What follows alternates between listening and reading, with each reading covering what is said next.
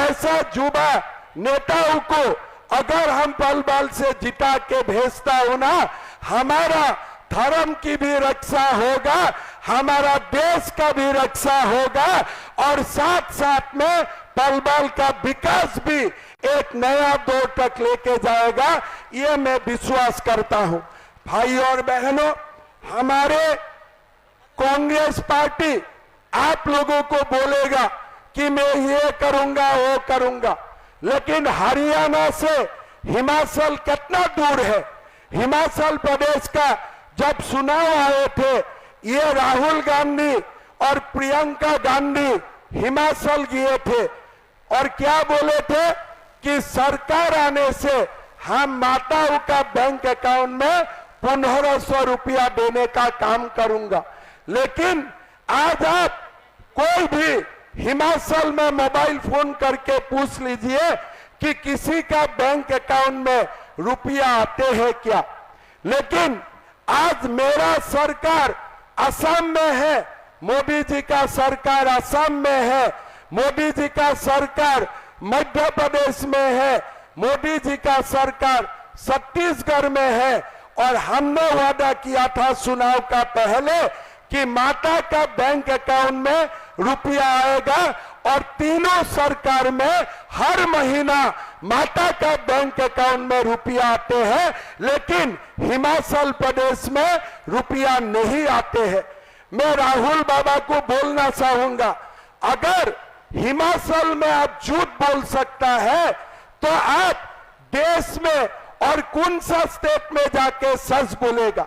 हरियाणा का हमारे भाई और बहनों को मालूम था और आप लोगों का याद है लोकसभा चुनाव में वो क्या बोले थे कि हमको वोट दीजिए, हम खटाखट 8,500 रुपया आपका बैंक में डाल दूंगा।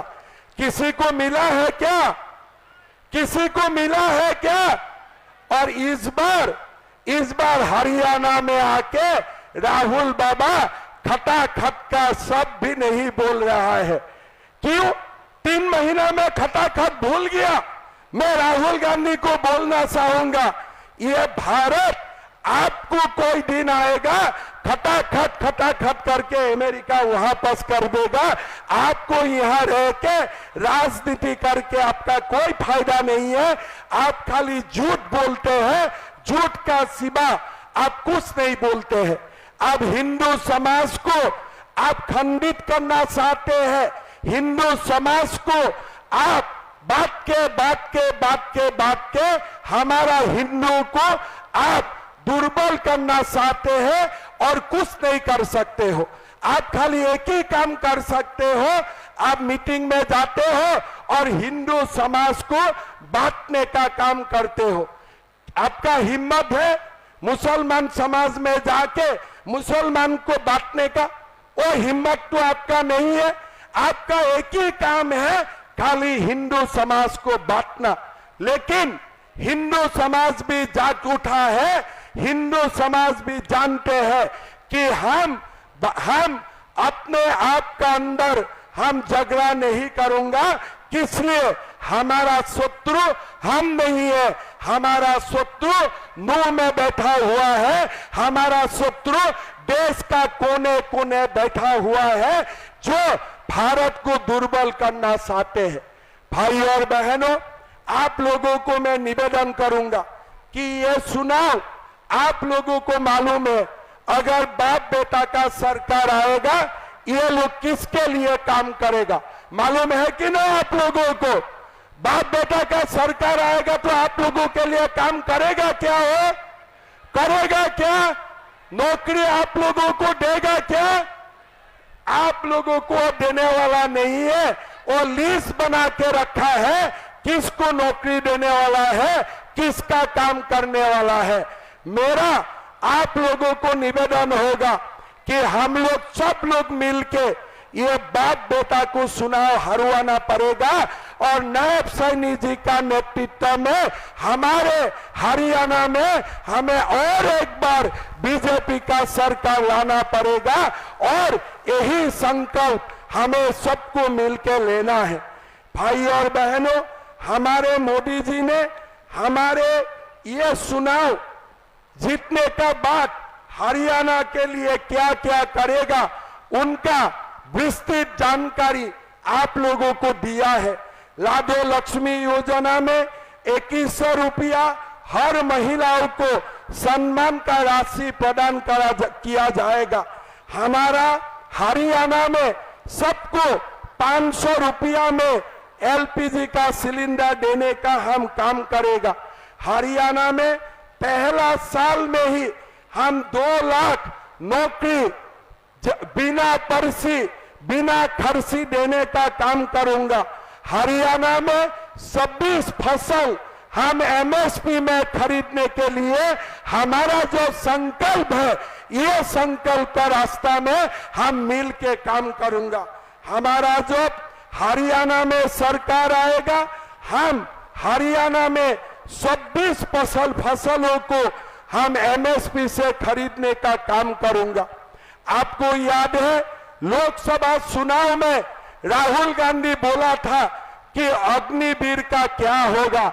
मैं राहुल को बोलना चाहता हूं, राहुल बाबा अग्निवीर 7 साल तक काम करेगा और उसका बाद भी वो पेंशन लेके रहेगा। ये राहुल बाबा मैं आपको बोलना चाहता हूं। हमारा सेना को दुर्बल करने का षड्यंत्र रचा गया। अभी राहुल बाबा कश्मीर में नेशनल कॉन्फ्रेंस का साथ दोस्ती किया और दोस्ती करके बोला कि आर्टिकल 370 हम दोबारा वहां पास लेके आऊंगा।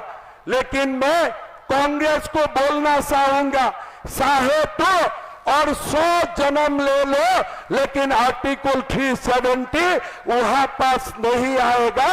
ये बात आप सुन लीजिए।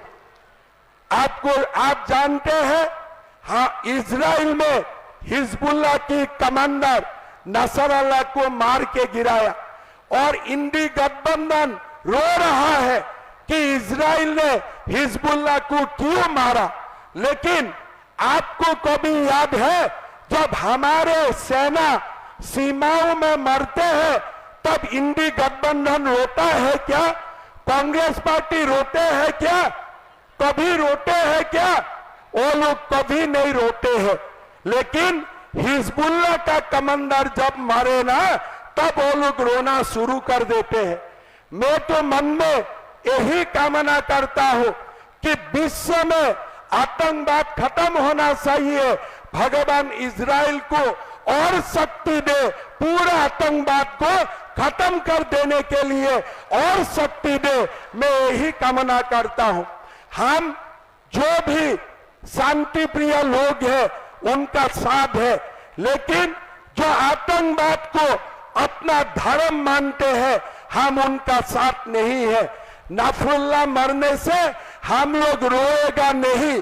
हम लोग यही कामना करूंगा कि इजराइल को और शक्ति दे और देश विदेश में जितना नफरुल्लाह है सबका खत्म हो जाए, यही हम कामना करूंगा। भाई और बहनों, मैं बहुत ज्यादा बोलना नहीं चाहूंगा, लेकिन एक बात बोलूंगा, अगर यहां में बाप बेटा का सरकार आते हैं ना, हरियाणा का हालत सचमुच बिगड़ जाएगा। इजराइल खान आज एक बार पाकिस्तान जिंदाबाद बोला है, तब बार बार पाकिस्तान जिंदाबाद बोलेगा। अगर बाप बेटा का सरकार आते हैं ना, मामून खान सचमुच हिंदू को निकाल देगा। लेकिन नायब सैनी का सरकार आने से हम ये सारे पाकिस्तानों को चुन चुन के हिसाब लूंगा, ये हमारा वादा है। बाप बेटा का सरकार चाहिए कि बीजेपी का सरकार चाहिए? थोड़ा जोर से बोलिए, बाप बेटा का सरकार चाहिए कि बीजेपी का सरकार चाहिए? चाहिए ना बीजेपी का सरकार? एक रिश्तेदारों का काम करने वाला बाप बेटा का सरकार चाहिए कि सारे समाज के लिए काम करने वाला सरकार चाहिए? कौन सा सरकार चाहिए? रिश्तेदारों का सरकार चाहिए कि सारे समाज का सरकार चाहिए? चाहिए ना सारे समाज का?